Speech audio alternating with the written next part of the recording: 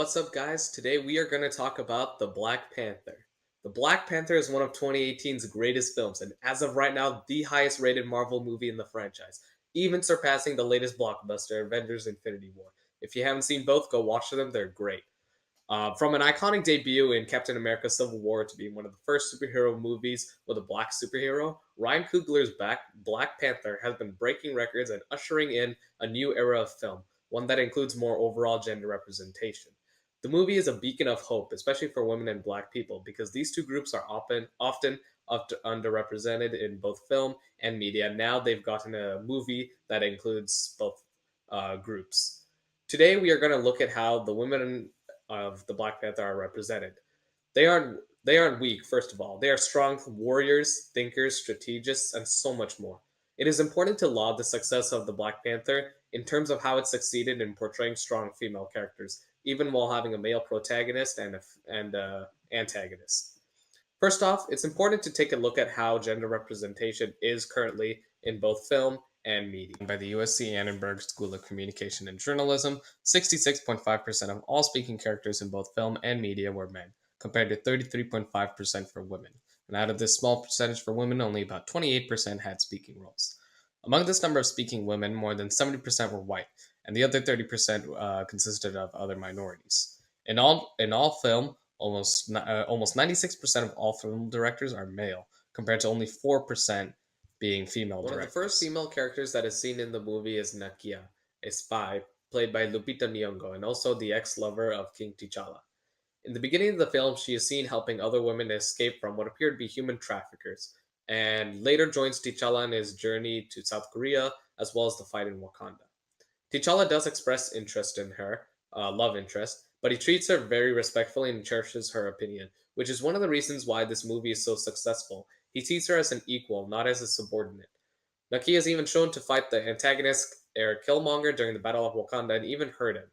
At the end of the movie, Nakia becomes the ambassador for Wakanda to the outside world, a role given to her by T'Challa, who was inspired by her determination in helping the impoverished and needy after leaving Wakanda and seeing what the real world looked like on the outside. T'Challa's continued dependence on Nakia reveals just how important Nakia is to helping the young king be the best king that he can be. Here are some clips showing how T'Challa both cherishes her opinion and also the famous fight scene from the Battle of Wakanda. What would you have Wakanda do about it? Share what we have. We could provide aid and access to technology and refuge to those who need it.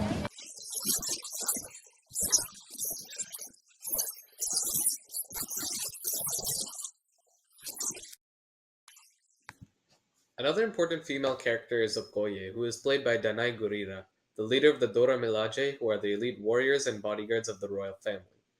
Okoye is a very complex character whose loyalty to the throne in Wakanda was shown to even outweigh that to our own lover Wakabi. And a very pivotal moment in the film was when T'Challa was dethroned by Killmonger and he became king. In this moment, Okoye showed that she was loyal to the throne, not to T'Challa and his family, because it was her duty to protect whoever was on the throne. So instead of being influenced by the males in her life, she stands firm with her own beliefs and traditions and doesn't let anyone sway them, not even Wakabi, her own lover. And here's a little clip where she expresses her loyalty to Wakanda over him. Would you kill me, my love? For Wakanda. Without question. Independence and strength notes an important change in the film industry, where women do not have the role of a damsel in distress, and are rather relied on by male characters in certain instances, or at least more instances than before. This change is actually not relatively new, and it was even brought up in the DC blockbuster Wonder Woman. While Wonder Woman introduced it, I believe that it was the Black Panther that popularized it, because while featuring a female superhero, Wonder Woman did not create an entirely strong or independent female superhero whose beliefs and convictions would always be firm in the face of any male. In Wonder Woman, an entire island of women is shown for less than 20 minutes of the movie. And after that, it is just Diana, Steve Trevor, and the other male soldiers, with Diana being this single female throughout. If one pays enough attention, Steve always tries to assert his mission over that of Diana's, and oftentimes she is complacent. Let's take a look at a really quick clip that shows this. To this place. This is not something you can cross. It's not possible. So what? So we do nothing? No, we are doing something. We are. We can't save everyone in this war. So as we can see in this very short clip, this defeats the purpose of having a female superhero. Half the time she's following a supporting male character as lead. As a result, Wonder Woman doesn't truly give women the equal representation in film that they need. There are many more important female characters in the Black Panther, including one of my favorites, the humorous and tech-savvy younger sister of T'Challa, Shuri, played by Letitia Wright. If Okoye is T'Challa's left arm in terms of support and strategy, then Shuri is definitely his right arm. She's analogous to Q, the famous quartermaster in James Bond, as she provides the gadgets and toys and weapons that T'Challa needs in order to be superior against his enemies. She is shown to have a very playful and humorous side, like when she complained about her corset or about T'Challa's shoes. But she can also be very serious, as shown when she even took on Killmonger during the Battle of Wakanda and nearly disabled his suit. It's very rare to see a supporting character such as Shuri, especially one who is a female, take on the antagonist and help support the protagonist in all their endeavors. So by including Shuri, the Black Panther's success was propelled even further. Let's take a look at some of the clips where Shuri expresses both her humor but also her serious side. The real question is, what are those? Why do you have your toes out in my lap? But you don't like my royal sandals. I wanted to go old school for my first day. Yeah, I bet the elders loved that. Try them.